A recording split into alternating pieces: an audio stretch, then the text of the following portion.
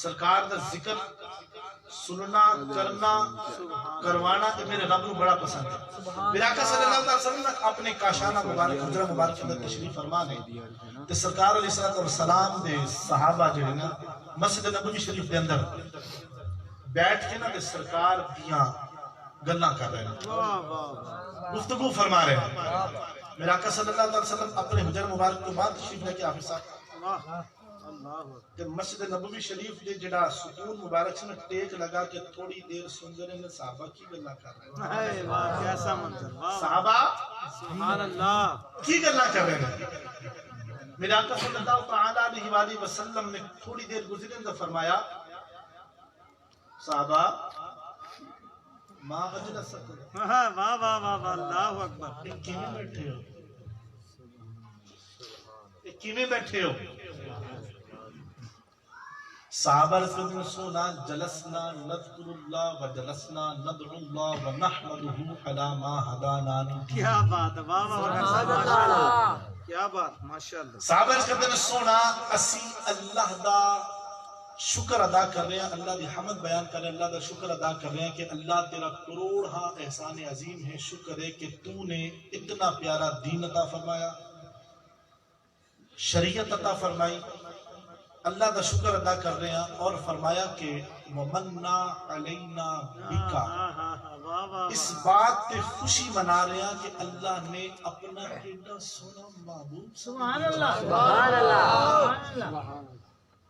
ایڈا سونا محبوب عطا فرما دیتا ہے۔ سونا سی ایک گلاں کر رہے سی، اللہ دا شکر ادا کر رہے سی کہ سونا تیریاں گلاں کر رہے سی کہ اللہ نے ایڈا سونا محبوب عطا کر دیتا ہے۔ آج اسی بے کے سرکار دا ذکر ہی کر رہے نا کہ اللہ تیرا شکر ہے تو اتنا پیارا محبوب دے چھوڑے ہیں، کیا بات ہے، اتنا پیارا محبوب عطا فرما چھوڑے ہیں۔ تے شریعت اندر اصول ہے کہ رب نے جدوں میں کسی بات نو پختہ فرمایا نا تے قسم اٹھائی، کی کیتا ہے؟ قسم اٹھائیے۔ تے میرے آقا صلی اللہ علیہ وسلم نے اپنے صحابہ نو فرمایا کہ صحابہ اٹھاؤ قسم کہ تسی میری گلاں کر رہے، سبحان اللہ، کیا بات ہے، اللہ اکبر۔ صحابہ کہندے نے سونا تو تے دلاں دے حال جاننا ہے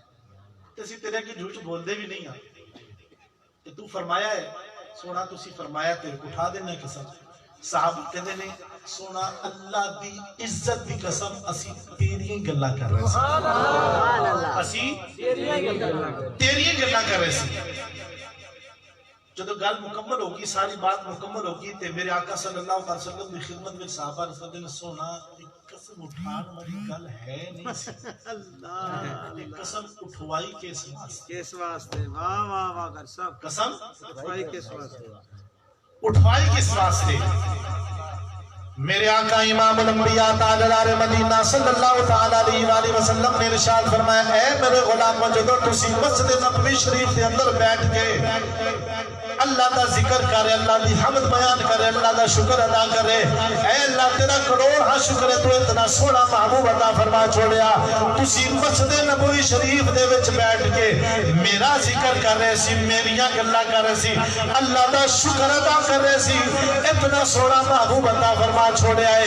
اللہ خالق کائنات بھی اپنے فرشتیاں دے وچ اے فرما رہا سی ان اللہ یباغی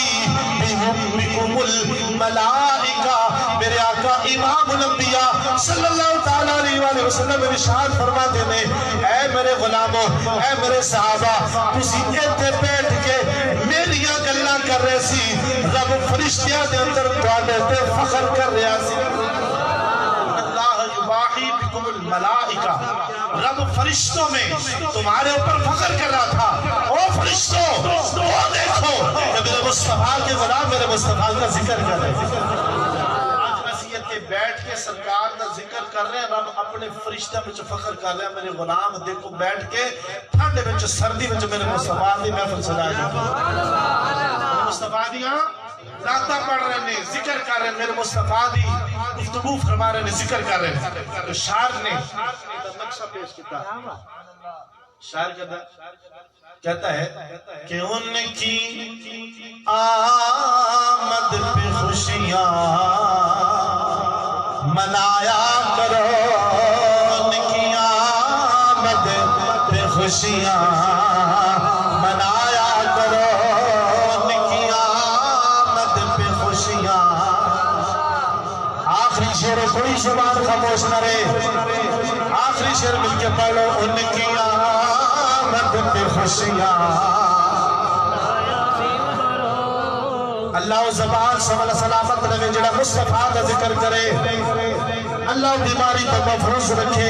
اللہ وہ بیماری تو محفوظ رکھے وہ بیماری تو محفوظ رہے جڑا میرے نال مل کے پڑے ان کی آمد پہ خوشیاں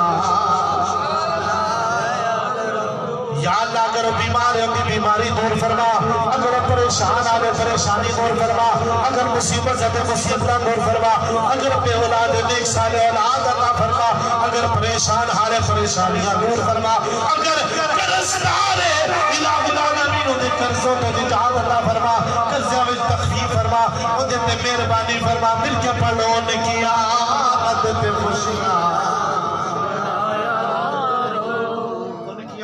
میں پڑھنا آگے خوشیاں منایا کرو تسی کہنا ان کی آمد پہ خوشیاں